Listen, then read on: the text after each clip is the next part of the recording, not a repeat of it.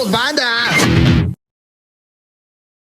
¿Qué tal, mis estimados herejes? Bienvenidos a Herejes, el podcast, un espacio para conocer y discutir tópicos históricos, científicos, filosóficos, de actualidad y cultura popular desde el pensamiento crítico y la evidencia disponible, intentando siempre encontrar el humor y el punto medio. Yo soy Bobby, amigos, y estoy contento. Bueno, contento pero enojado porque hoy me hicieron estudiar una pendejada otra vez. Hinche tema imbécil, pero bueno, ahorita lo vamos a platicar con mi querido Alejandro Vázquez, Azpilicueta el Vasco. ¿Cómo estás? Estoy contento porque me muevo. Miren público, el que tiene video y si están en audio. Sí, la prueba decía si Vasco tiene buen internet o no. Por alguna razón es moverse de un lado a otro. Así. Me muevo, muchachos. Eso ya para mí es un montón. Después del episodio pasado estaba más duro que el Padre Pío hoy. Yo quiero decir un par de cosas antes de mis anuncios protocolares. Nos hicieron una corrección que tienen razón el otro día. Alguien nos puso en los comentarios que, porque hay gente a la que le encanta corregir cosas, me parece muy bien, que está mal nuestra introducción porque dice tópicos, y tópico en inglés sí significa temas, pero en español significan como temas reiterados. Y lo busqué y tienen razón. Esa introducción la escribí yo, es un error mío, pero no la vamos a cambiar porque suena re lindo cuando lo dice Bobby. Así que va a quedar mal sabiendo que está mal. Sí, tópicos no sería la palabra temas, correcta. Como que ya... No. Una serie de temas, no. Va a quedar tópicos, así que sépanlo. Eso por un lado. Cambiando drásticamente de tema, el 12 de noviembre, hay un show en vivo en la Ciudad de México en Círculo 95, ¿no, Roberto? Círculo 99. Círculo 99, o sea, llegan al 95 y se mueven 4 círculos más y es ahí, Círculo 99. Un círculo antes del 100. Claro, exacto. Y un show de herejes en vivo en el que vamos a hacer un episodio que nunca más lo van a encontrar en ningún lado. Vamos a hablar sobre Nostradamus y otros videntes. Va a estar bueno. Una de las que seguramente vamos a volver a mencionar en el show en vivo la vamos a tratar hoy, que es Madame Blavatsky, pero van a ser varios, va a estar muy bueno. Solo lo van a poder ver ahí. Las entradas ya están a la venta, están acá en el enlace para que compren y ya se están vendiendo, así que apúrense porque de verdad va a ser muy divertido. Y el 11 de noviembre todavía quedan algunas entradas y vamos a sortear un remanente de entradas para el show exclusivo de Podimo. Ese va a ser con Caro Hernández Solís. Vamos a revisar noticias que ya las estamos eligiendo 2 meses antes. Imagínense lo bueno que va a estar. Debates ahí pendientes. En nuestro grupo de WhatsApp nos hemos estado peleando y dijimos, ¿saben qué? Exacto. Pongamos en pausa esta pelea campal para tenerle enfrente de público y así quedar mal con más gente. Así que suscríbanse a Podimo y nos vienen a ver en vivo el 11 de noviembre y compran la entrada y nos vienen a ver en vivo el 12 de noviembre. Ya les dijimos, a los que vengan las 2 fechas, caluroso abrazo. A los que vengan uno solo, mirada con desdén. Eso serían como, no tenemos punto medio nosotros. Sí. Así que, bueno, nada, es eso. Perfecto. Vamos a presentar entonces al chip de estas ardillas rescatadoras. El corsario Alejandro Durán Eraña. ¿Qué pasó? ¿Cómo están? ¿Estás de acuerdo que el del Chip and Dale tenía que ser Chip? No podía ser. Para mí es de Chip and Dale sí, pero para mí es el que maneja el avión. Pero él no era de las ardillas rescatadoras. No. Ese era de otro equipo. No, de las ardillas rescatadoras, el que manejaba el avión. Sí, ahí Isaac lo va a poner. ¿Jack? Monterrey Jack, exactamente. Monterrey Jack. Por el bigote podría ser tú mejor. No, ¿lo dejamos hablar en su presentación o no? Por favor. No voy a hablar porque sigo crudo de ayer. Tu falsa peda. Güey, estoy crudo de comida, cabrón. También como idiota, güey. Es que esto se está grabando el 16 de septiembre para los que no tienen idea cuando grabamos. Por eso la cruda de comida del corsario. Sí, trae 4 platos de pozole, güey. Qué rico, güey. Pasé lanza. Yo comí elote, pambazo y chile en nogada. Qué rico chile en nogada. Sí. ¿Lo hace tu mamá o lo compraron? Mi mamá y mi papá los hacen. Wow, quiero ir a comer a tu casa. A ver si pueden hacer unos ahora en noviembre que vengas. Sí, por favor. Estaría con madre. Sí. ¿Cómo estás, Corsair? Entonces, cuéntanos. Entonces te digo que estoy un poco crudo de comida, güey. Estuvo muy chingón el en vivo ayer. Si ustedes todavía no lo han visto a la fecha que salga esta madre, ya se pasaron de lanza porque ya van 2 semanas. No mamen, ya va a ser otra vez el pinche. Ya acaba de salir otro. Entonces sí, no chinguen. mamen. Pero muy bien. Estuvo con madre ayer. Y el tema de hoy, qué pedo, cabrón. O sea, Es de lo más imbécil que me ha tocado investigar. Ya no sé, güey. Ya no sé si es imbécil el tema, porque a mí me pareció. Hace rato estábamos hablando, Bobby y yo, de eso, que me parece muy interesante porque de haber leído esto, la mayoría de las personas que creen en cualquier pinche tendencia New Age entendería o se daría cuenta de que es una tremenda mamada las ideas en las que cree y de dónde viene, güey. Siempre Sí. el saber de dónde vienen las cosas ayuda mucho. Pero sí lo leen, boludo. Sí lo leen lo leen y lo suman a su creencia porque ellos siguen viendo. Pero no lo leen de manera crítica, ¿no? O sea, es que es eso, güey. No, o sea, por supuesto. De este tipo de temas hay una cantidad increíble de literatura, pero de literatura igual de estúpida y que dicen o sea, ya lo platicaremos más adelante, pero pues es literatura que en realidad no te agrega un conocimiento real. Pero fíjate, a mí lo que me brinca es que los libros de ella, güey, de Elena, de la que vamos a hablar, ahorita les voy a platicar de ella, se contradicen entre sí, güey. O sea, la raza que los leyó en su tiempo, güey, en el siglo XIX, los criticó por eso, güey. No mames. Lo que pasa es que ya nadie lee o no leerán sus libros, leen las reinterpretaciones de otros y además es como una cadena, va quedando enterrada abajo, como que queda la figura mitológica. Es como el Abraham, si vos lo traes a la Biblia, tenés el Abraham, que ya no sabés qué dijo realmente, porque está todo en la Biblia escrito muchos años después, con un montón de otras capas de cosas. Y acá tenés a Rudolf Steiner, del que voy a hablar yo, y a cientos que vinieron en los últimos 100 años. Entonces queda como un masacote que cada uno, aparte realmente en esto que vamos a hablar hoy, cada uno interpreta lo que quiere literalmente, porque justo de eso se trata. Sí. Es como, ¿cómo abrís los registros akáshicos? 100 artículos, 100 formas distintas. Pero bueno, vamos por orden. Entonces, para la gente que no ha podido leer el título, que chance están haciendo ejercicio o van en el coche y nada más se puso. O son analfabetos. Un saludo a nuestro público analfabeto. Aquí no se discrimina. Claro, vamos a hablar de los registros akáshicos. Entonces, querido Corsario, ¿por dónde podemos comenzar para entender este tema?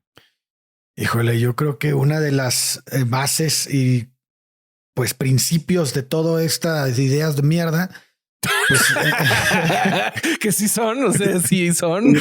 Empieza con valió la pena la desmonetización en los primeros 6 minutos de episodio. Tendríamos que empezar hablando de Elena Petrovna Blavatsky, ¿no? Que es que hace su segunda aparición en el podcast. Sí, ya apareció. Elena, sí. Los gnósticos ya estuvo. Así es. Sí. Pues ella es la cofundadora de la Sociedad Teosófica, tiene acento en la O. Y bueno, ahorita les voy a platicar un poquito, pero primero quiero ahondar en ella.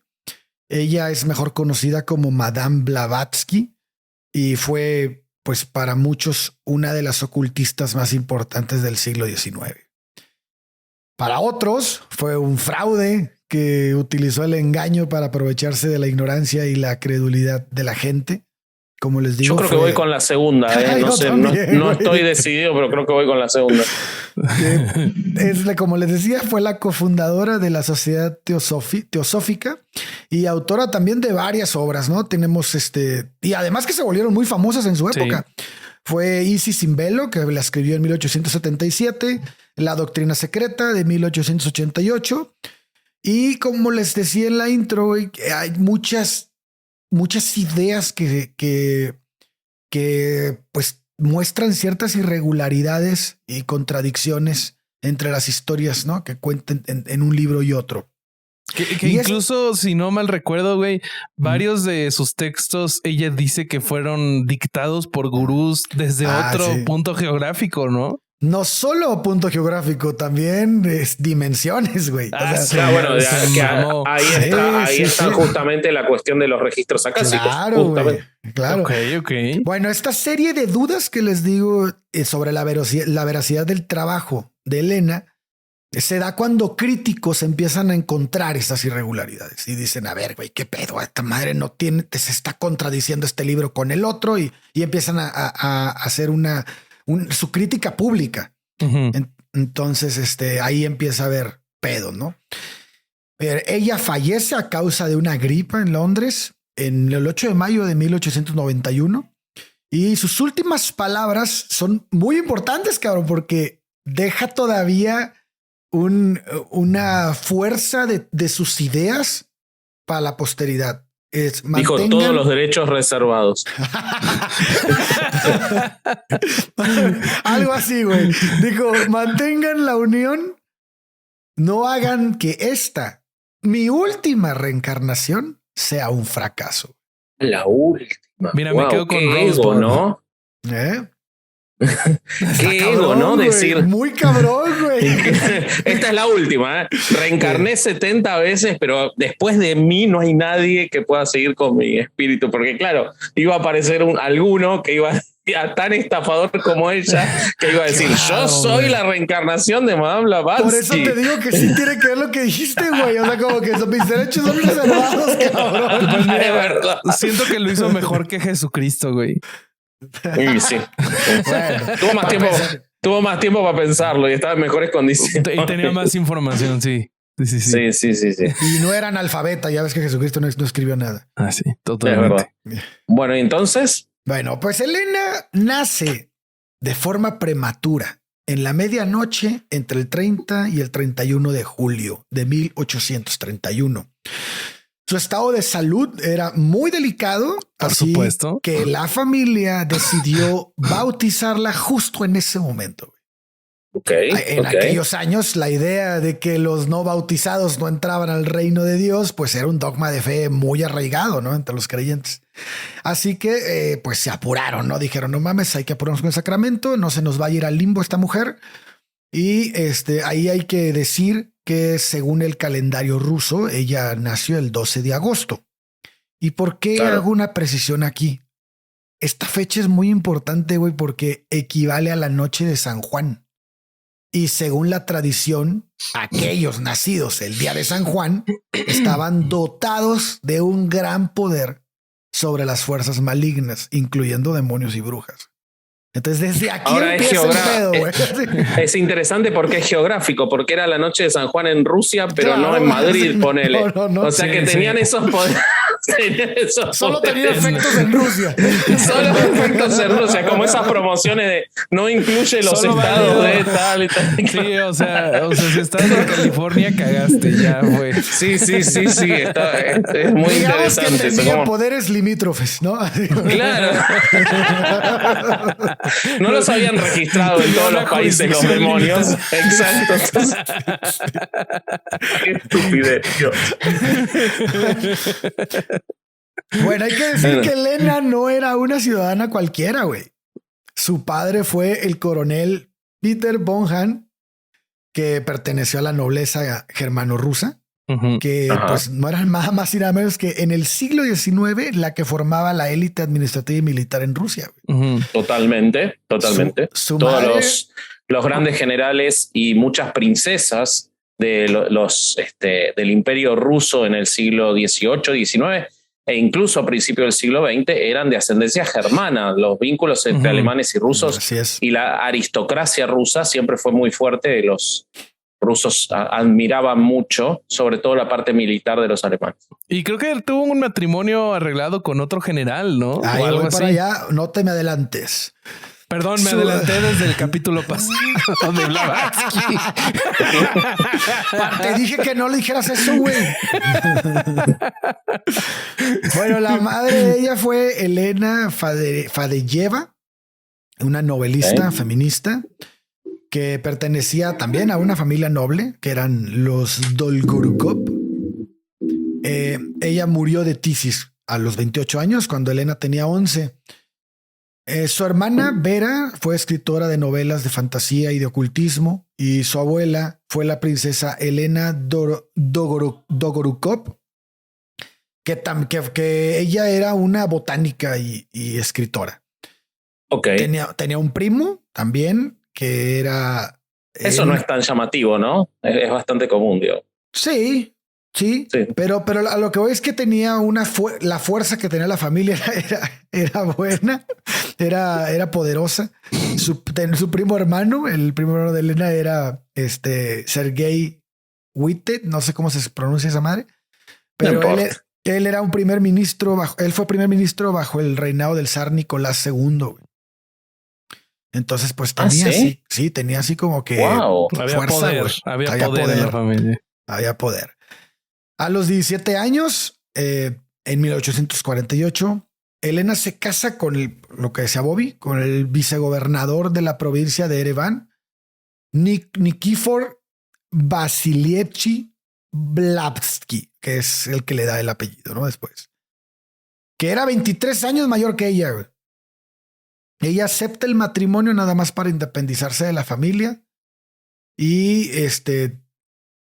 aquí hubo un problema de que no se consumó el matrimonio, al parecer ella es lo que decía, y a los pocos meses pues se disuelve, ¿no? Ella huye a manera de novela de Televisa, güey.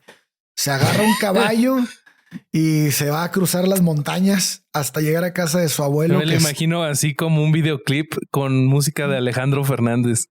Y ella ándale.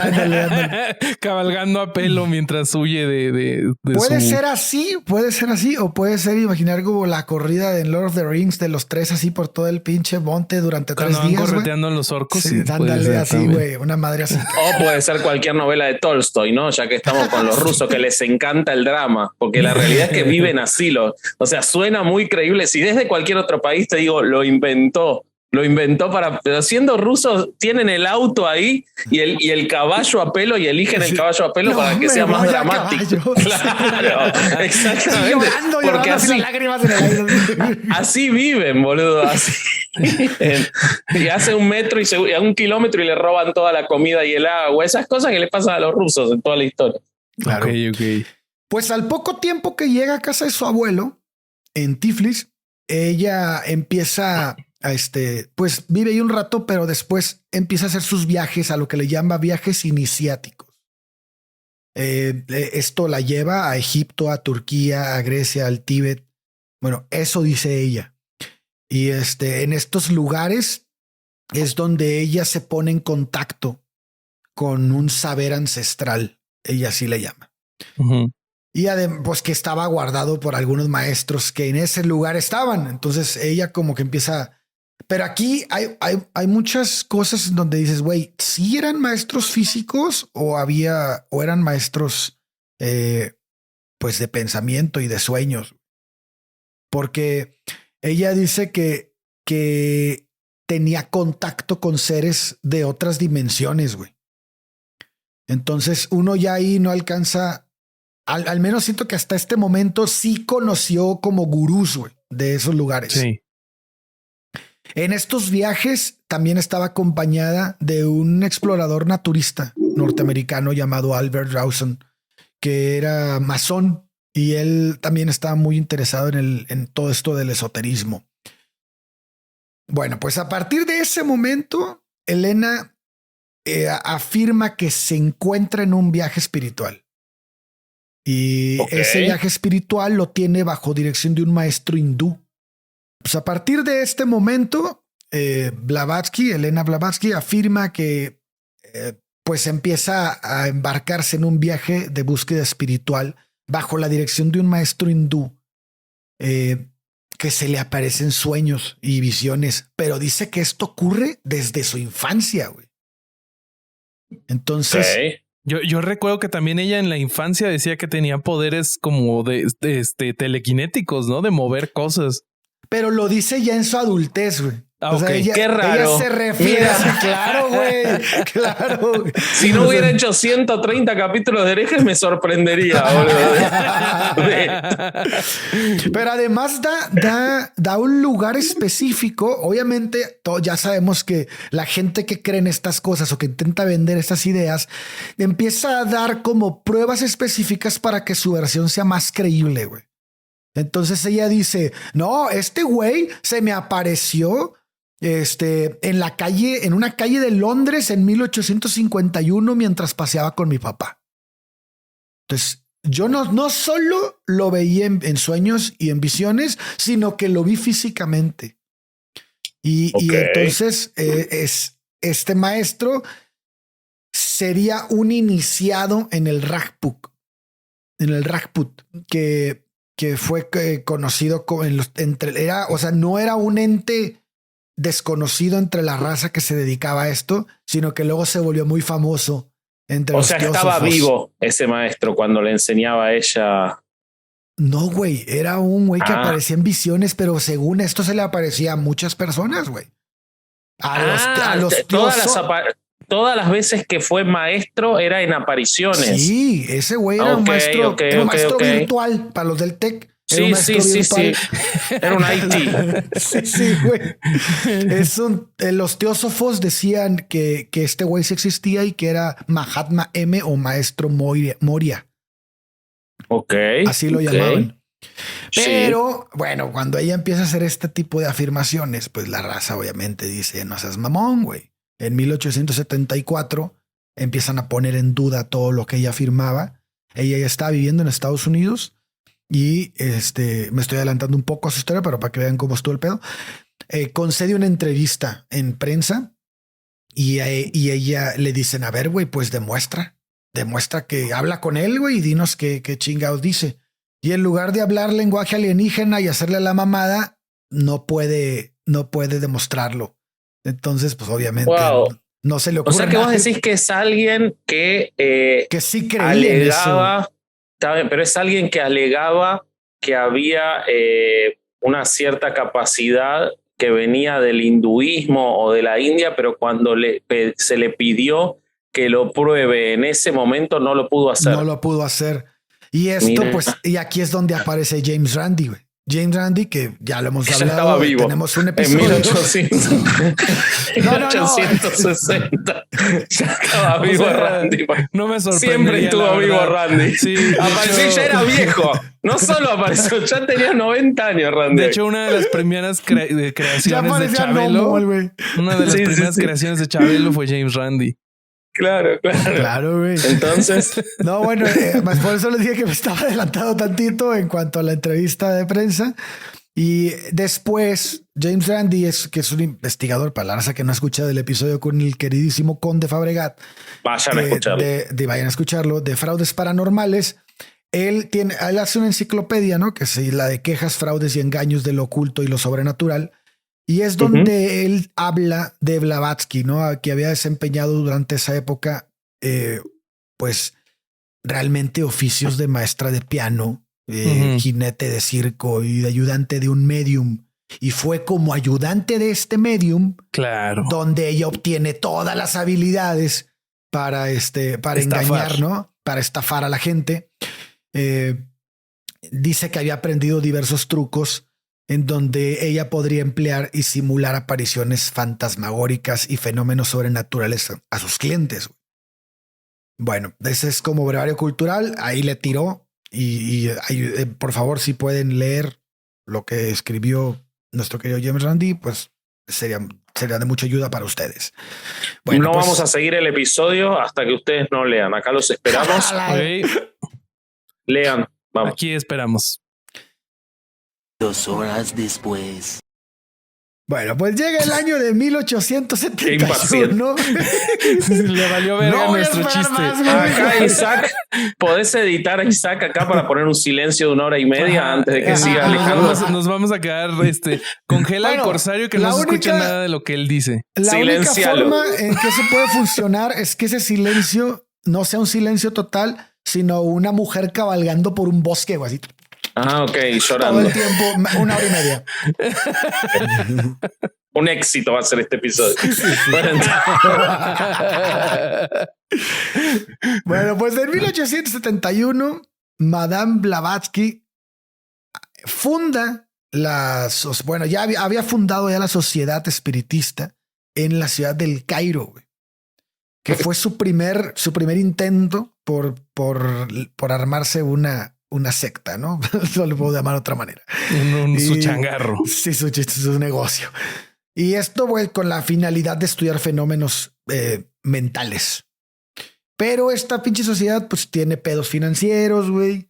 Y empieza a tener broncas como las primeras sectas que no les saben bien el negocio y empiezan a valer madre y se disuelve. 2 años después, en el 73, se va al único lugar donde una secta de este tipo puede tomar fuerza, que es ¿A India? Estados Unidos. Claro, güey. Estados Unidos. Casi. Sí.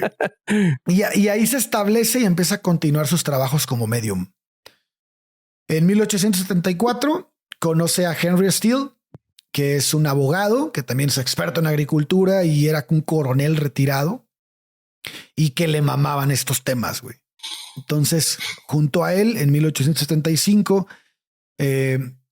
obviamente siguiendo los mandatos de todas las voces que escuchaba y todas las personas a las que había visitado en los países a los que había ido, empieza a obviamente todos estos maestros que ella tuvo en Egipto y en todos lados, le seguían dando clases de manera telepática, güey. Esto lo afirmaba ella. Mamadas. Sí, sí. Entonces ella funda la Sociedad Teosófica obviamente, para extender todo este conocimiento. Claro. Que no para hacer negocio, ¿verdad? No, para nada.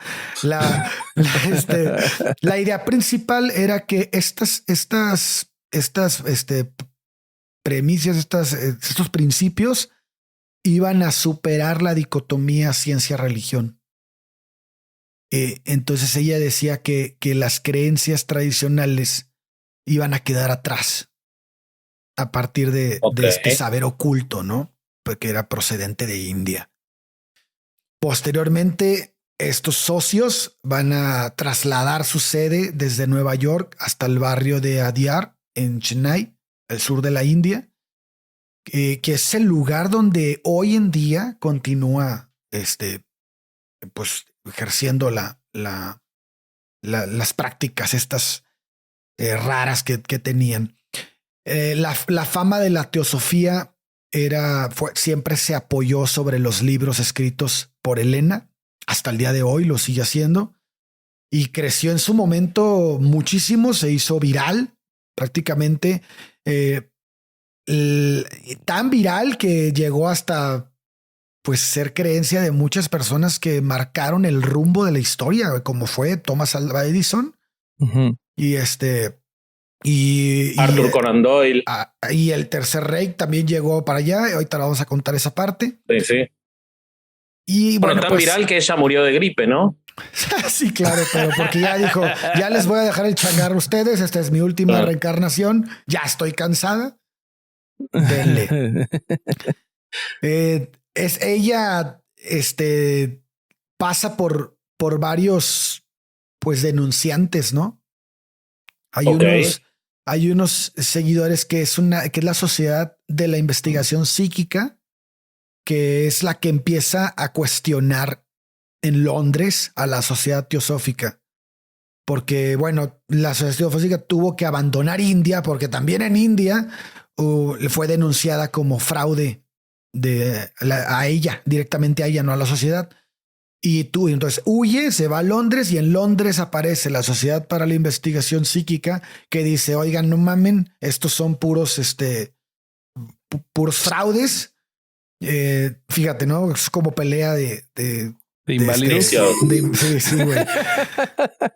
Y le dicen, no mames, no puede ser posible que le den fuerza a esto. Empiezan a descalificar en público sus actividades. Pero un siglo más tarde, güey, la Sociedad para la Investigación Psíquica dice, ¿saben qué, güey? O sea, sí estaban mal, pero nosotros empleamos una investigación. Los métodos que empleamos para la investigación, pues no eran los correctos. Entonces esto, lejos de servir ayuda para que refuercen a la sociedad teosófica, ¿no? Porque todos dicen, no mames, entonces sí tenían razón, güey. O sea, estos güeyes los acusaron sin fundamentos. Y pues obviamente no había fundamentos porque pues qué fundamentos puede tener la sociedad de investigación psíquica, güey. O sea, entonces... Bueno, les daban clases por telepatía, boludo. O sea, me parece que es algo estaban adelantados. Claro, boludo, todavía no llegó, bueno, salvo los que pueden entrar en los registros akáshicos como podía Madame Blavatsky, el resto de los mortales no podemos, así que algo habían logrado, boludo. Bueno, es que está cabrón porque el que tengas, ahorita vas a hablar de eso, supongo en la parte en la que tomes al padre de todo esto. Sí. Pero a mí me impresiona mucho que encuentran un nicho que va a ser la base de todo lo que hoy en día mueve al New Age, porque claro, el decir, ¿sabes qué? A mí me hablan por otro lado, de otras dimensiones, por telepatía, en sueños, en visiones, te da el acceso a poder afirmar lo que tú quieras porque lo dijo un tercero, pero al mismo tiempo lo estás diciendo tú. Entonces, puedes vender cualquier idea estúpida que tengas con base en eso. Totalmente. Pues Madame fallece en Londres en 1891 a los 59 años de edad, como les decía, a consecuencia de una gripe.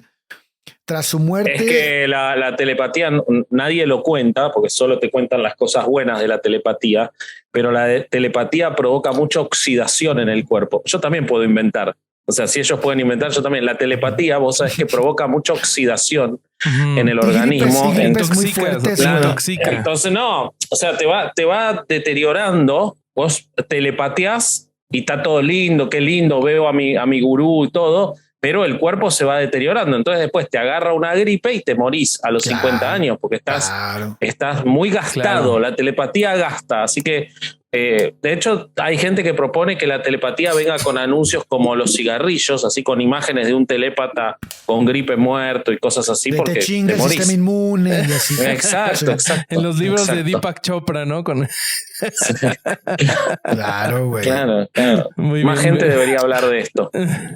Pues aquí lo cabrón es que tras su muerte, la teosofía vive varias crisis, pero su influencia llega, como les decimos, hasta el Tercer Reich, donde muchos altos cargos del partido nazi se declaran seguidores de esta doctrina.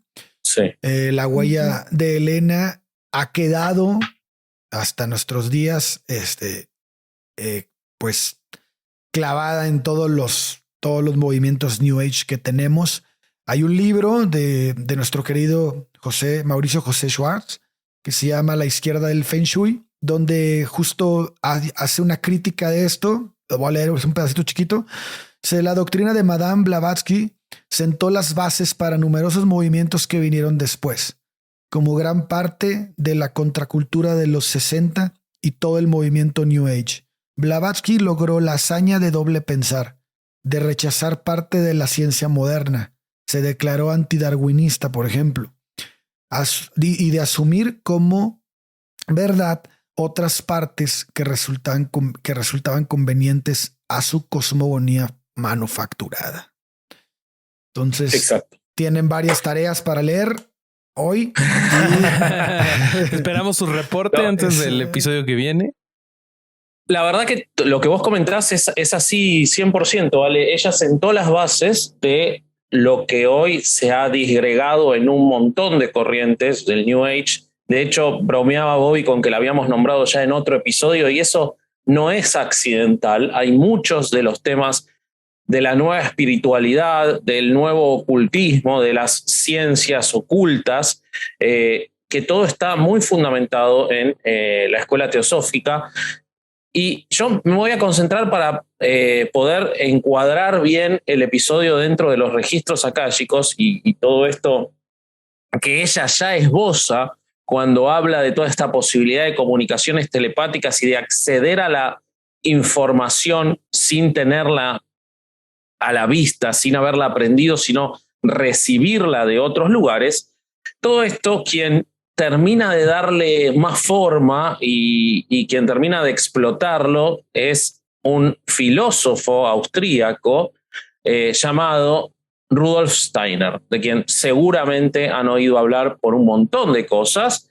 Brevemente, y antes de entrar en su biografía, si no lo conocen, seguro que conocen algunas de sus creaciones, como las escuelas Waldorf, estas escuelas bastante nocivas y dañinas, en las cuales se considera que el niño básicamente tiene que llevar de manera autónoma su educación, donde no hay grados, no hay exámenes, en fin, una forma de esa mamada. De las escuelas Waldorf es una forma educativa que está en todo el mundo, el mundo.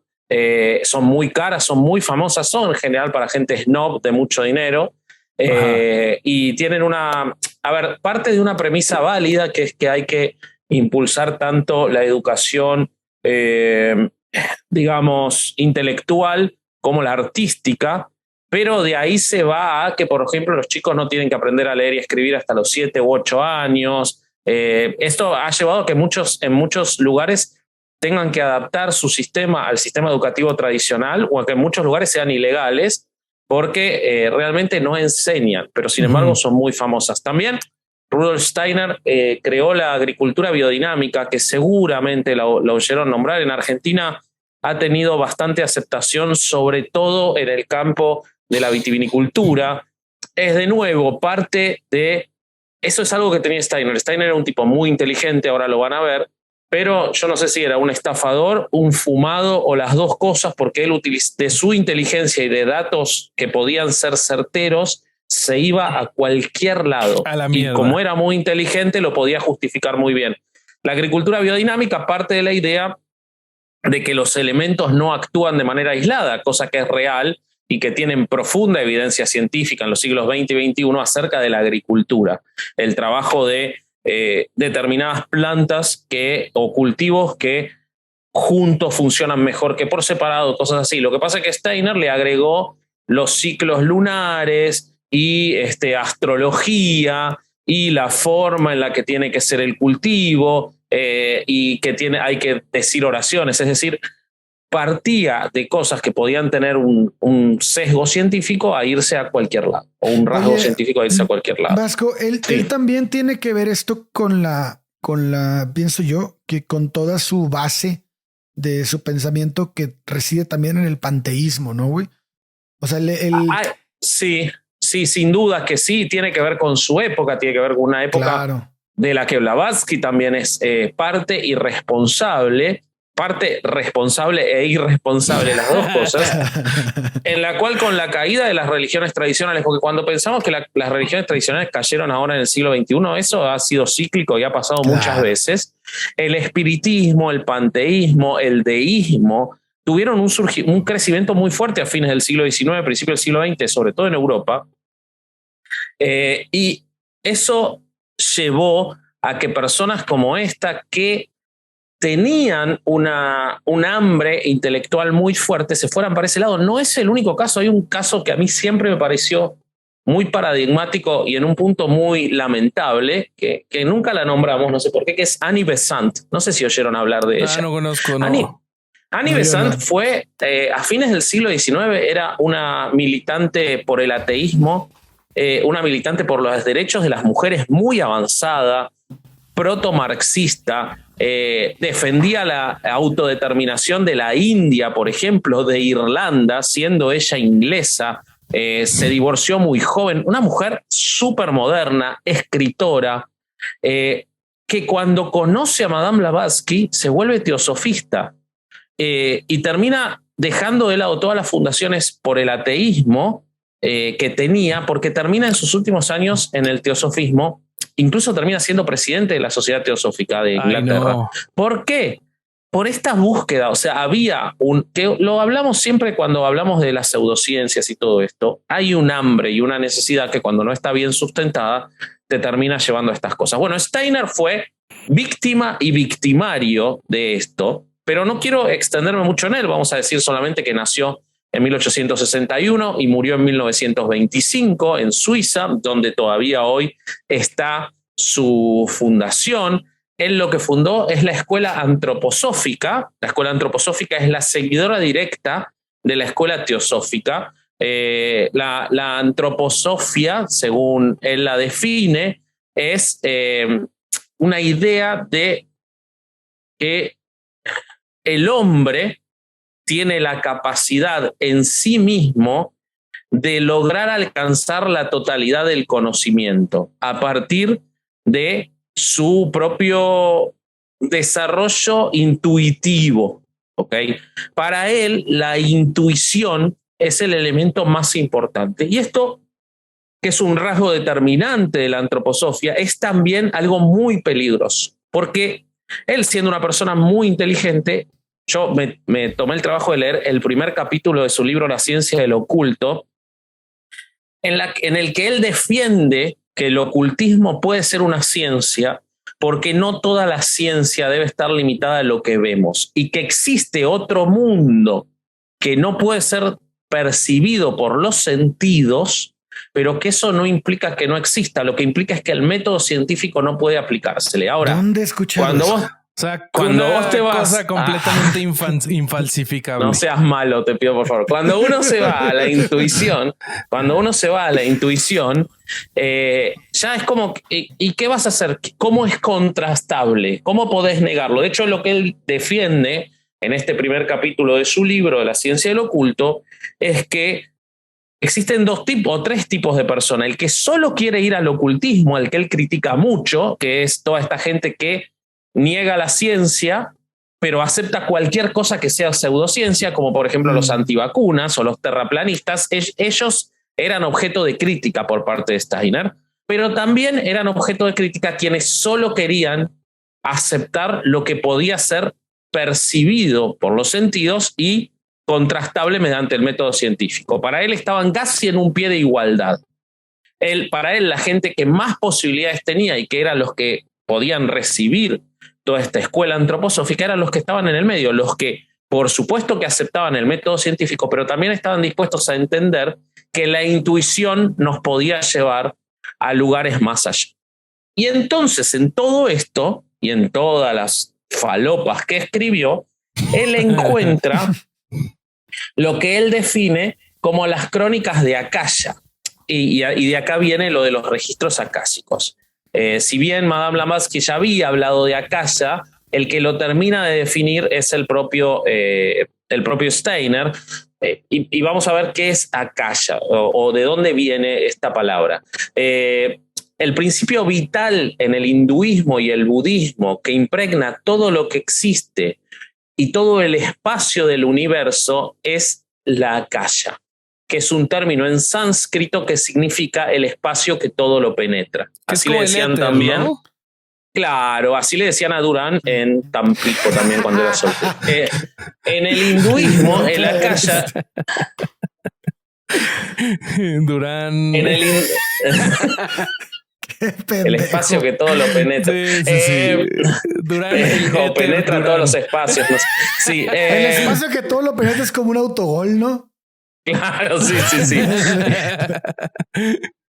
Bueno, el Akasha es la sustancia éter, el quinto y más sutil de los elementos. ¿Ven? La falopa total, ¿no? Permea todo en el universo y es el vehículo para toda la vida y para el sonido.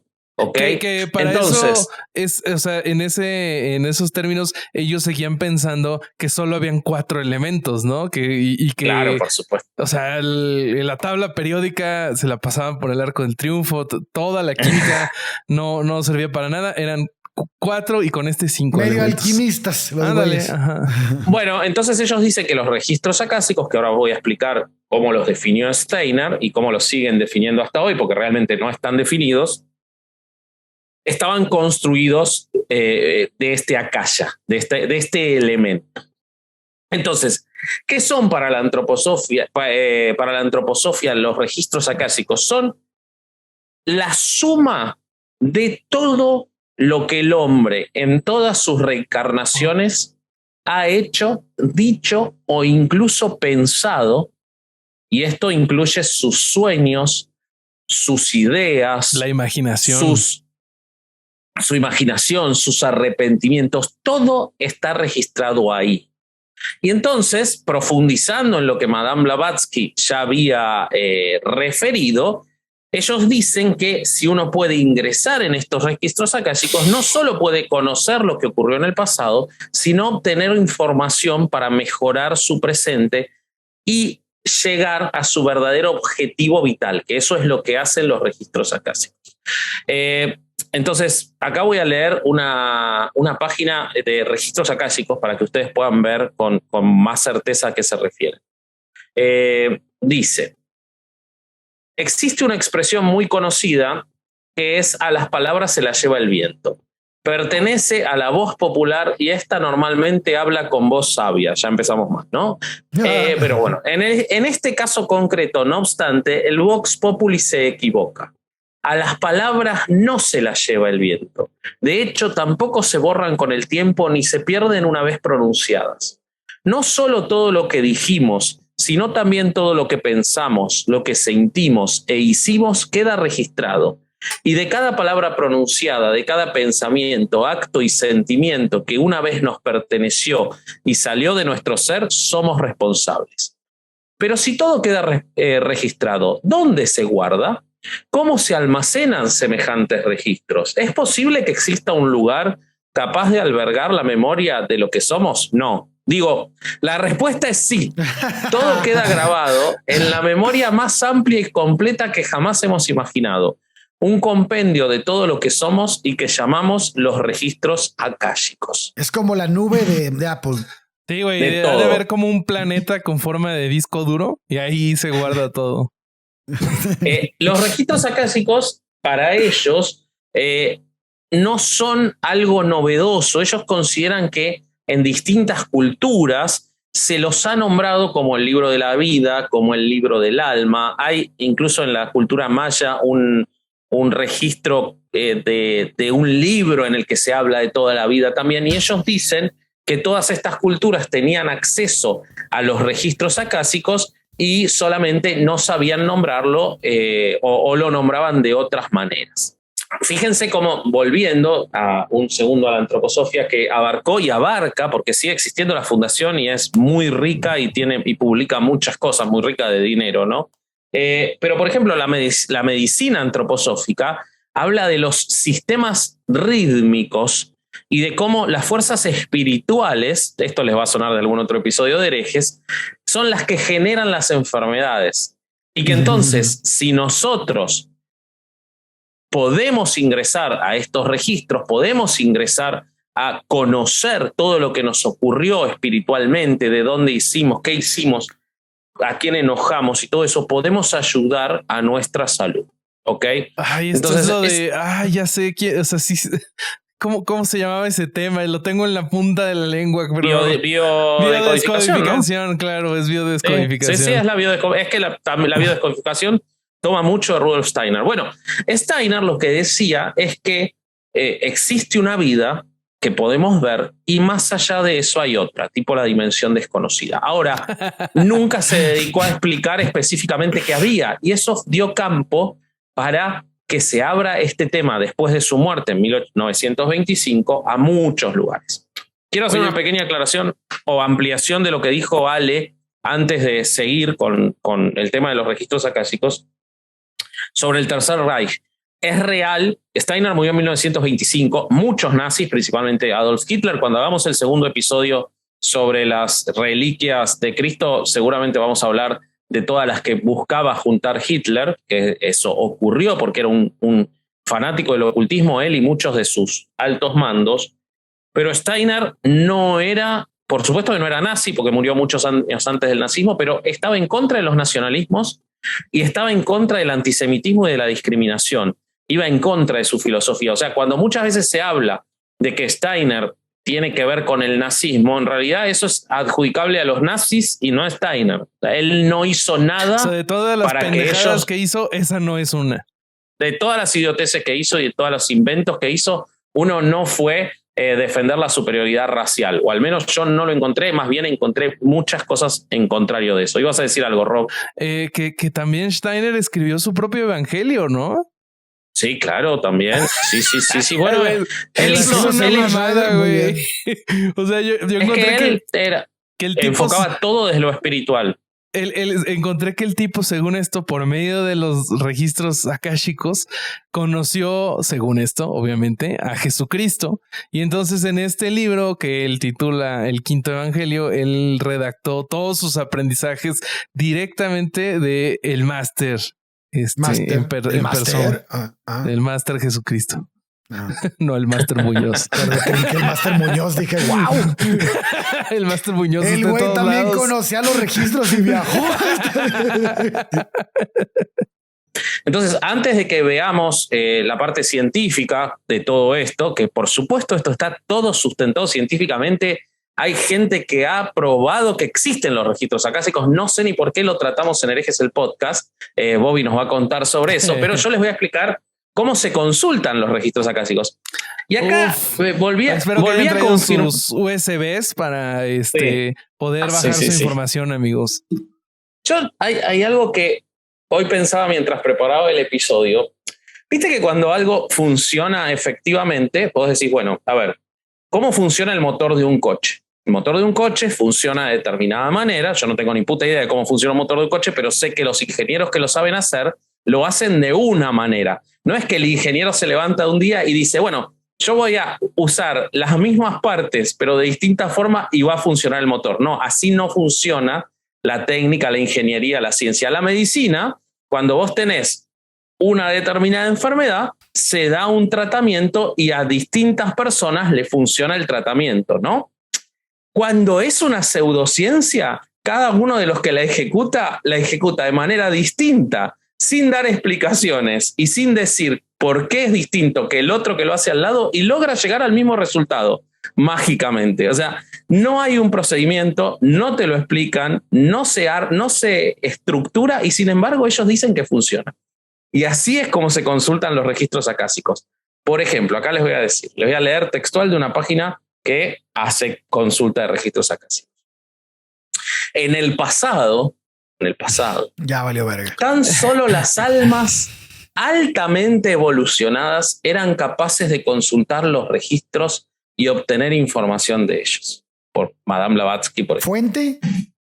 Pero no, ellos mismos. Sí. Por favor, necesito el meme de créanme, Isaac. Pero actualmente el acceso que antes nos estaba vedado es posible para cualquiera de nosotros. Para cualquier persona sinceramente interesada en esta memoria universal. El motivo es el momento tan especial que vivimos. Un tiempo en el que finaliza una época, no sé cuál, y comienza otra, tampoco sé cuál, caracterizada por una mayor conciencia. Debido al salto evolutivo, nos salió cola, perdimos un dedo, no sé, que ya hemos empezado a experimentar, la expansión de la conciencia nos permite una percepción del tiempo cada vez menos lineal, más multidimensional y por tanto más conectada con la frecuencia de los registros. Oye, lo que está bien cabrón es que criticaba a Darwin, pero en estas cosas sí hay un brinco evolutivo. No mames. No, pero acordate que Steiner no negaba la ciencia. O sea, Steiner no criticaba a Darwin, claro. Sí, era claro. Steiner era más inteligente en eso. Era como, todo está bien y yo te sumo esto. Claro. Para consultar la crónica akáshica, presten atención, anoten. Debemos alinear nuestras vibraciones energéticas con los registros, desprendernos de conjeturas intelectuales y apelar a nuestros guías y maestros. Los guías y maestros son estos de los que hablaba Madame Blavatsky, que no necesariamente pueden ser tus antepasados, pueden ser personas que tengan ese poder de comunicar, pero también pueden ser entes que nunca existieron en el plano físico o incluso ángeles. Son mamadas. Con su ayuda accederemos a la información que buscamos. Ellos nos ayudarán a canalizar la energía que llegará hasta nosotros en forma de palabras, imágenes, metáforas o un sentimiento. ¿Ves cómo de alguna forma te va a llegar? Sí, ¿no? Es como... Está buscando todo. Siempre le vas a pegar. Sí, siempre le vas a pegar, claro. Una certeza, una revelación o incluso un mensaje de nuestros ancestros, es la forma en que la respuesta que solicitamos llega hasta nosotros. Esta respuesta nunca va más allá de nuestras posibilidades, menos mal. Y su grado de profundidad va marcado por la pregunta. Es decir, el propio consultante de los registros es quien determina la calidad de la información que obtendrá. Y acá vamos a lo de la intuición de Steiner. O sea, yo soy quien considera si es suficientemente válida la respuesta que me dio el registro acásico. Eso es como yo solo yo puedo interpretar la Biblia, güey. Así, claro, es que es lo mismo que dicen los mormones respecto de que todos son profetas porque cada uno sabe cómo recibir la voz de Dios. Es exactamente lo mismo. Y eso es lo que la vuelve peligrosa, güey. Claro, pero atención, para llegar a consultar los registros acásicos no es suficiente con alinearnos vibracionalmente con ellos. Necesitamos una llave. Como verga sea eso, ¿no? No sé cómo te alineas. Necesita usted vivir en Tulum también. Claro, no, escuchá. Tomar un curso de Diego Dreyfus. Es que todo aplica porque acá viene la parte más hermosa. Necesitamos una llave, una clave que nos permita el acceso a los archivos. Y esa clave va con nosotros en cada una de nuestras encarnaciones. Ahora, ninguno de todos los que consulté te explica cuál es esa clave. Eso hay que poner un chingo. Eso, la raza que nos está escuchando, ponga un chingo de atención en esta parte que es siendo vasco, porque esta es la razón por la que llega un cabrón y te dice que tocar tus puntos G, esa es la llave, güey. Porque como nadie lo dice, puedes hacer cosas como cualquiera. Estas, güey. Está bien, cabrón. Entonces, totalmente, Ale, es así. Y esto es justamente lo que yo decía cuando son estas pseudotécnicas o estas cosas que no tienen una evidencia. Cada uno la construye como se le ocurre. Uno dice, yo puedo autocurarme. Otro dice, yo te puedo leer los chakras. Tienes que tener sexo conmigo, güey. Tienes que, empieza cualquier manipulación, güey. Exactamente. Y Steiner colaboró con esto al hablar de la intuición. Claro, agarrás a alguien que está en condición de ser sometido y otro dice, no, es que yo tengo una intuición mayor sobre lo que te pasa a vos, y hay gente que lo va a creer todos los días. La creencia parte de lo general para después repartirla de manera particular. Exacto. Entonces hay muchos que dicen que esa llave, hay algunos que dicen que es tu nombre ancestral, ¿no? Y ellos te ayudan a descubrirlo. Esos son como estafadores menores. Pero hay otros que te dicen que esa llave es una oración secreta.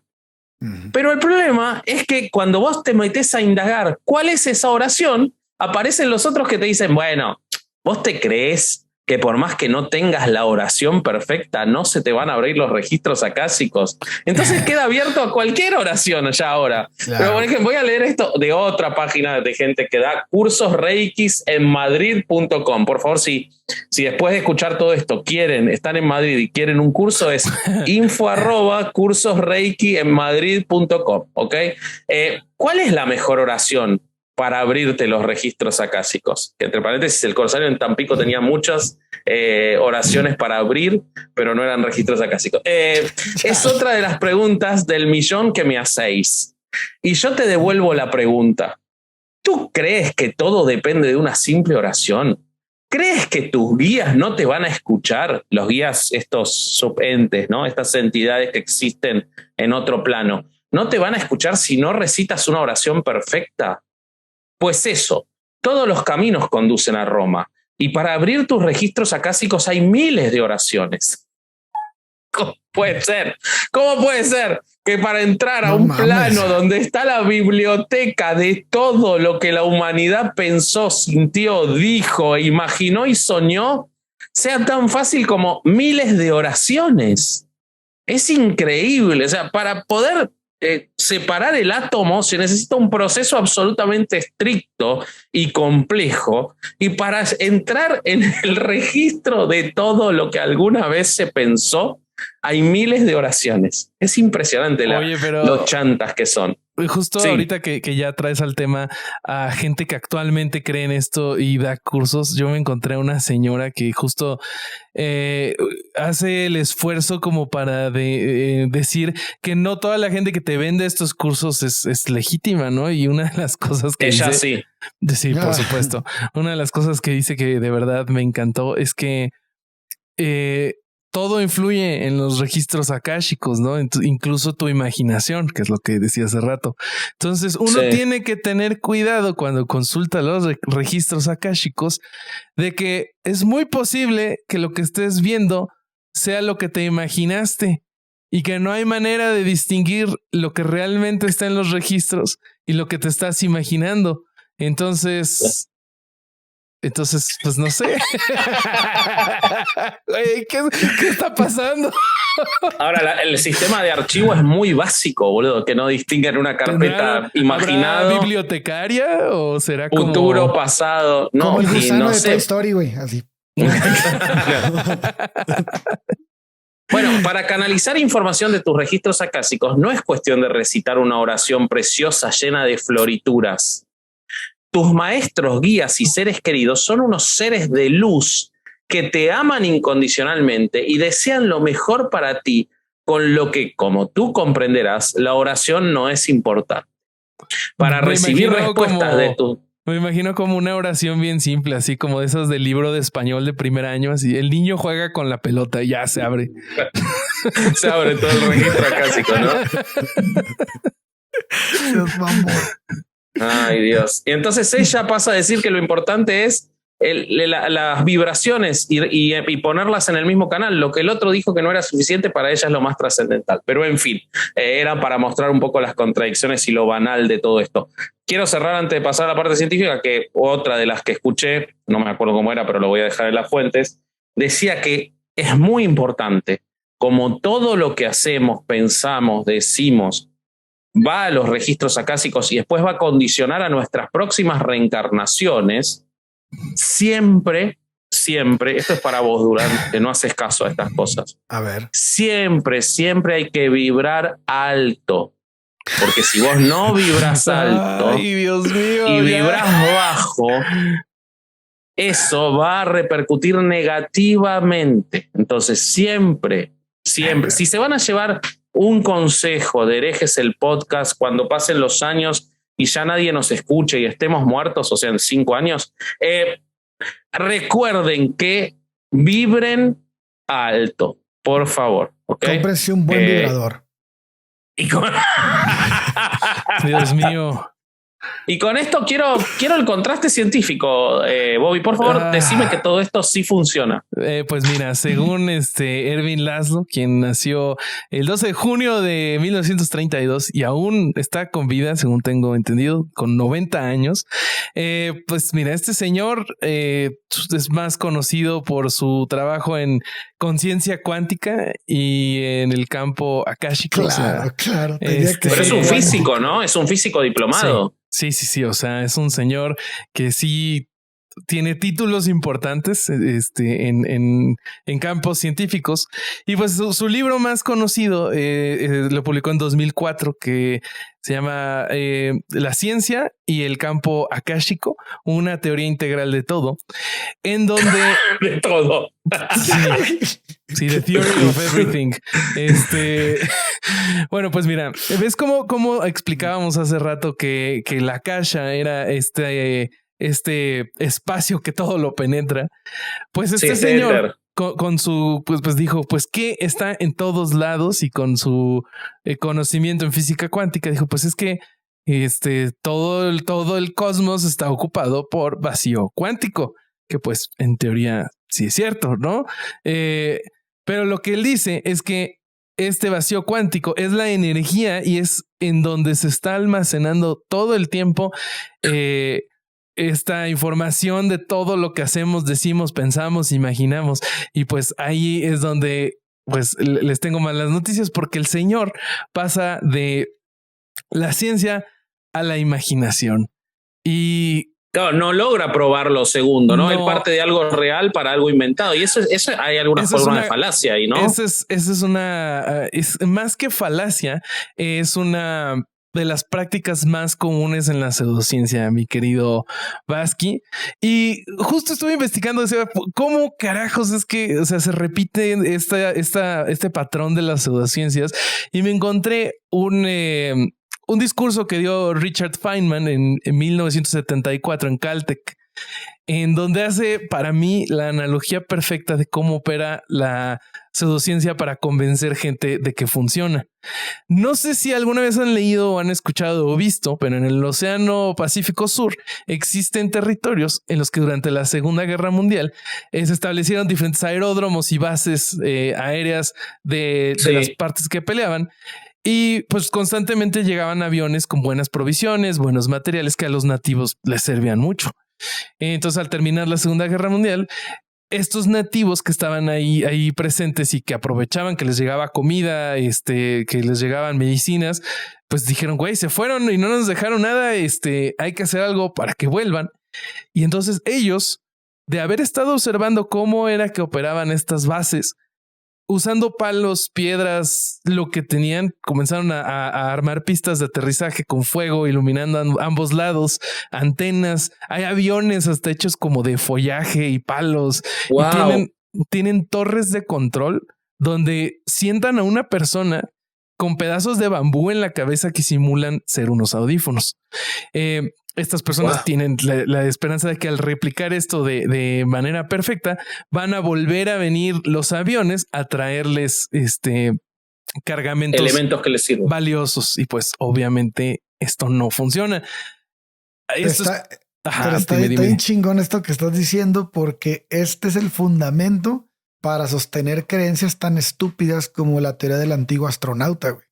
La teoría del antiguo astronauta dice que la gente de antes la gente antigua hacía pirámides porque eso le habían enseñado a construir y estaban replicando eso para que los extraterrestres vinieran de nuevo, güey. O sea, es una mamada, güey, pero están usando la misma para explicar otra cosa. Y es como no sé, como si el enemigo de mi enemigo es mi amigo, güey. Así es así, güey. Están usando como que el mismo argumento para chingar a esto, para darle crédito a otra pseudociencia, güey. Pues mira, lo que pasa con los cargo cults, y pues la verdad es que les recomiendo mucho investigarlo porque es una cosa fascinante y que al día de hoy sigue pasando.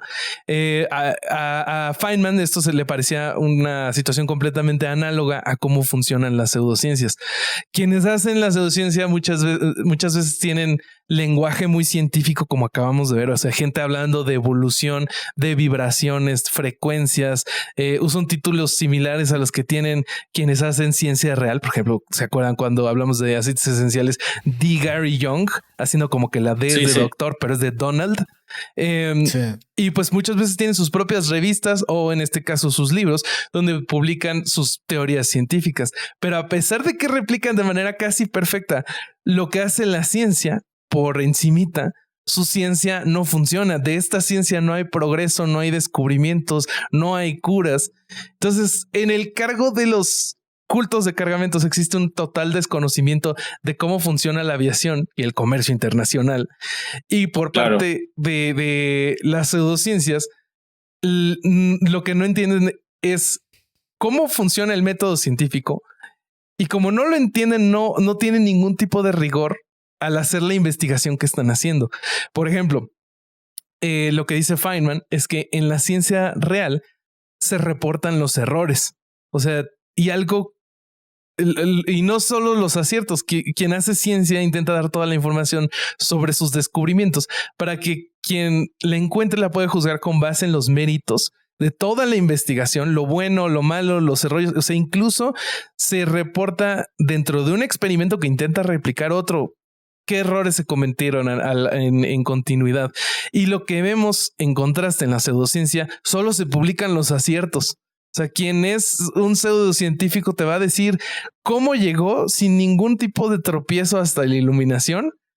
Claro. Y nunca te van a dar una forma de replicarlo, o no va a haber quien intente replicarlo y obtenga un resultado igualito. Por eso tenemos estas diferencias de que uno contactó a Jesucristo, uno puede entrar a los registros akáshicos con una oración en especial, pero el otro solo con la bondad de su alma y no hay ningún tipo de consistencia. Feynman lo que dice es que el principio fundamental de la ciencia es no engañarte a ti mismo, porque si no te engañas a ti mismo, será difícil engañar a otros científicos. Con esto él se refiere a que los métodos que se utilizan en la ciencia están diseñados para contrarrestar los sesgos que tenemos las personas naturalmente. Si te fijas en la pirámide de la evidencia, ahora se la voy a pasar a Isaac para que la puedan ver, que es una gráfica en la que se muestra qué tipo de evidencia tiene más peso en la investigación científica. La posición más baja está ocupada por las anécdotas, las ideas y la opinión de los expertos, mientras que en la pseudociencia, la experiencia personal y lo que dicen los líderes de cada pseudociencia son tomados como la evidencia máxima de que su método realmente funciona. Por ejemplo, si ves un video de homeopatía o de aceites esenciales, la máxima evidencia que te van a dar son testimonios. No, es que a mí me curó el cáncer, pero nunca te van a poner un estudio a doble y no, porque no existen. Les encantaría poder ponerlos. Les encantaría que existiera, pero eso es la máxima evidencia que ellos pueden conseguir. ¿Saben dónde se grafica muy bien esto? Si tienen oportunidad de ver la serie, se llama The Dropout, sobre todo el drama de Theranos de esa Elizabeth Holmes. Ahí se puede graficar perfectamente esto, porque ella se convenció de que podía desarrollar un procedimiento científico para tomar una gota de sangre y a partir de eso, en un pequeño equipo como un iPod, obtener los resultados en tu casa. Y a partir de esa convicción desarrolló todo para hacerle creer al resto de la gente de que eso se podía hacer cuando no se podía hacer y permanentemente fracasaba el resultado. O sea, nunca existió, pero ella fundó una empresa completamente a partir de algo que nunca existió por la convicción de ella primigenia de que sí podía ser que exista. Pero es muy interesante. Hay algo ahí sobre ese tipo de fenómenos de lo que comenta Feynman. Él dice que cuando hay dinero involucrado, la ciencia se va por la ventana. Y justo él platica de cómo varios de sus colegas que algún político les pedía una opinión sobre, por ejemplo, hacer un proyecto de fracking en algún estado. Y pues el científico llegaba a la conclusión de que no era beneficioso para nadie. Muchas veces sus colegas dudaban de si debían externar esta opinión porque esto les iba a costar apoyo para su investigación. Y entonces, cuando hay dinero involucrado, la ciencia se va por la ventana, que es lo que pasó con Theranos. Pero ya entrando a las falacias, sí encontré una falacia de argumentación que es muy común en el proceso de la pseudociencia, que es la falacia de autoridad, mi querido Vasco. Los defensores de estas pseudociencias usan como cimiento en muchos de estos argumentos la opinión de los expertos, como es Erwin Laszlo, pero pues no tienen nunca algún tipo de estudio con los que profundizar. Igual también la otra falacia que encontré es la de costo irrecuperable, que esto es más del que ya cayó. Si tú ya pagaste una constelación familiar o si tú ya fuiste a tu primer curso de los registros akáshicos, tienes este sesgo que te dice, oye, es que ya le invertiste. Si decides que esto no es cierto, te das cuenta de que esto no es cierto, vas a perder este costo. O sea, ya no hay manera de que recuperes esta inversión que hiciste. Y, claro, eso te hace que quieras invertir un poco más para ver si lo recuperas. Y finalmente... Como el apostador. Ándale, como el apostador, pero porque si te sales ahorita ya perdiste todo. Entonces, ahora eso me pasa a mí con herejes. Ahora, conmigo, nuestra amistad en general se basa en eso. Claro. ¿Ahora qué hago? Ahora, no, yo no sé nada de falacias, vos sos el que sabe, pero esta idea de este salto de fe, ¿no? Que hay permanentemente en la pseudociencia, de tomar algo científico como la física cuántica, dar el salto a algo imaginado, como, existe el vacío cuántico. Entonces el vacío cuántico es Akasha, ese salto que va de lo que sí está comprobado a lo que se me salió del culo, pero que después quienes lo justifican dicen, no, pero sí hay evidencia científica porque Laszlo lo pudo probar, y en realidad lo que están refiriendo es que Laszlo habló de lo que ya estaba probado antes y omiten su salto de fe. O sea, no hay una falacia, no importa si hay una falacia o no, pero digo... Ahí te va. Okay. Esto es lo que pasa. Si lo ponemos en manera de silogismo, podría ser algo así. El Akasha es una sustancia que está en todo el cosmos y almacena toda la información del universo. El vacío cuántico es una sustancia, bueno, es un algo que está en todo el cosmos, almacena información y de todo el cosmos y todo lo que pasó. Por lo tanto, el Akasha existe, ¿no? O sea, este silogismo en realidad no comete ninguna falacia, pero una de las premisas no es cierta. Entonces, no es como tal falaz, sino que una de las premisas no es cierta. Ok. Entonces, bueno. por eso no es tal cual una falacia, pero está operando con una premisa que está basada en la nada. Eso del vacío me recordó a tu cuarto, güey. No, pero no está vacío. Mira, aquí tengo mi computadora. No, sí, pero es como que el vacío cuántico está lleno de información. Ah, cabrón, pues no, que era un vacío, güey. Pues, así como que... Pues exactamente, güey. O sea, ¿cómo puedes almacenar información en donde no hay nada? O sea... Pero bueno, y ya lo último de lo que les quiero platicar, pues, y que es lo que hace que mucha gente caiga en esto, es, y creo que ya lo hemos platicado en algún momento, el efecto Dunning-Kruger. Pues sí. La gente que cae en esto es gente que no ha leído lo suficiente, que no lee críticamente, como decía mi querido Corsario. Y lo que no recuerdo, amigos, es si les platiqué cómo se comenzó a investigar el efecto Dunning-Kruger. ¿Conocen la anécdota? No. Uf, chequen esto. MacArthur Wheeler, un señor, robó un banco con la cara cubierta de jugo de limón. Él sabía que el jugo de limón podía ser usado como tinta invisible. Entonces dijo, güey, es tinta invisible. Si me la echo en la cara, mi cara va a ser invisible. Entonces esto lo arrestaron, obviamente. Salió en las noticias. Y David Dunning y Justin Kruger dijeron, güey, ¿qué pedo con este güey? Y lo fueron a investigar y se dieron cuenta que no estaba loco, que era un güey totalmente normal. Y entonces se dieron cuenta de que él, pues en su total desconocimiento de ciencia y de química, tenía muchísima confianza.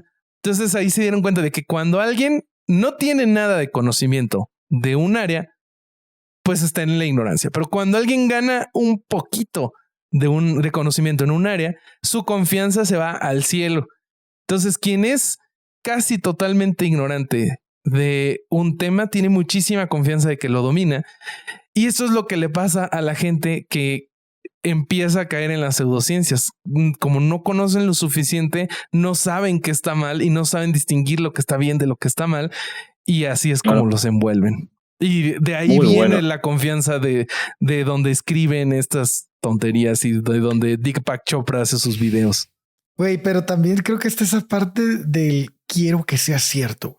O sea, no sé si les ha pasado o han escuchado como alguna vez. Falacia narrativa, güey, de que tú necesitas armar un cuento que... No, sí. Porque, por ejemplo, hay gente que a muchos nos pasa, güey, que ves, por ejemplo, una película como Harry Potter o no, dices, puta, qué chingón que esa madre fuera neta, güey. Claro que sí. Estaría verguísima. Entonces, cuando alguien te dice, hey, aguanta, puede ser verdad, güey. Y estos son los fundamentos. Y no tienes una base, como lo que dices tú, pues te puedes tragar eso por tus ganas de que eso sea verdad, güey. Sí. Es que eso aplica perfecto a los registros acásicos. ¿Sabes cuál es? Que omití decirlo antes porque quería esperar a la conclusión, pero ¿cuál es el principal cliente de los registros acásicos? Pese a que ellos te dicen que tu objetivo y todo, el principal cliente es el que quiere saber sobre sus vidas pasadas. Claro. Porque tienen tanto la fantasía y la necesidad de que existan las vidas pasadas. Y de haber sido importantes en algún momento. Claro, y de haber sido más importantes que ahora.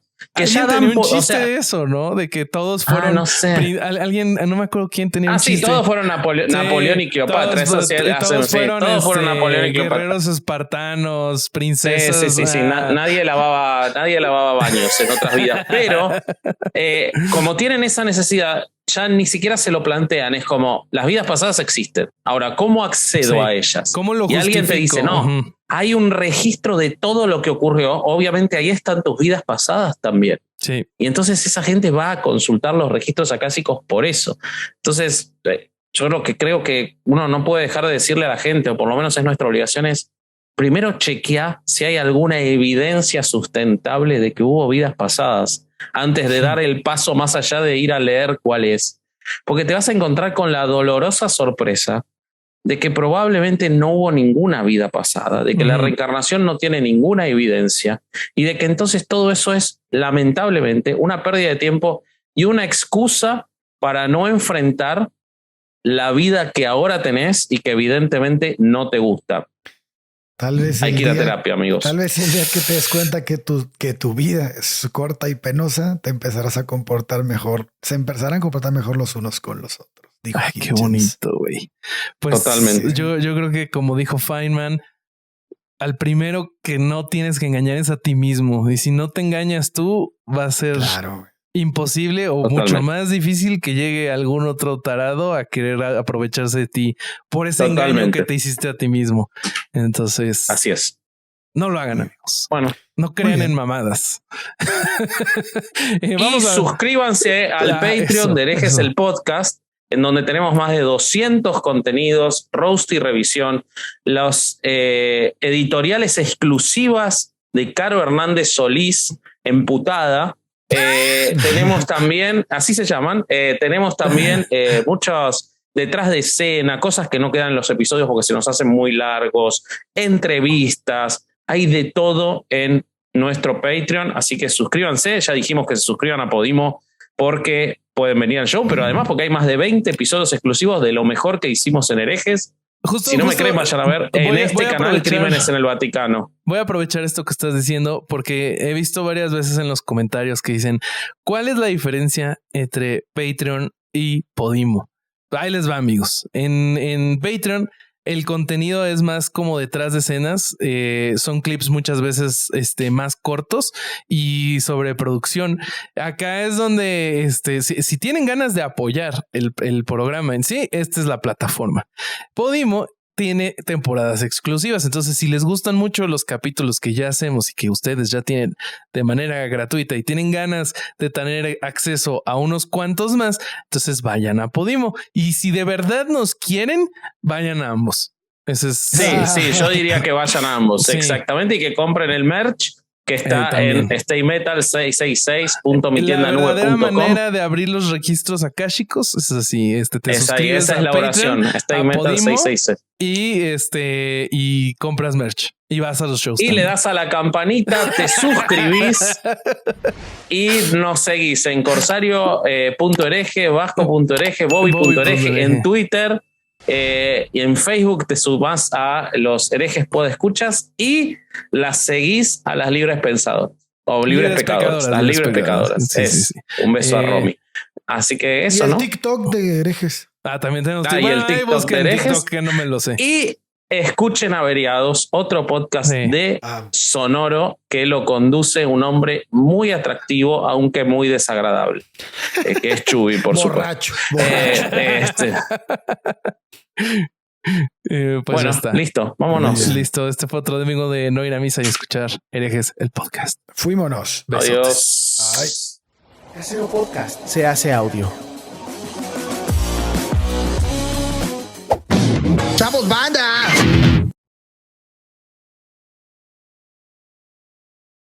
Entonces, ¿qué carajo son estas cosas? Ay, cabrón. Sí, escucha tu nota de voz, no hay pedo. Vamos de nuevo, Isaac.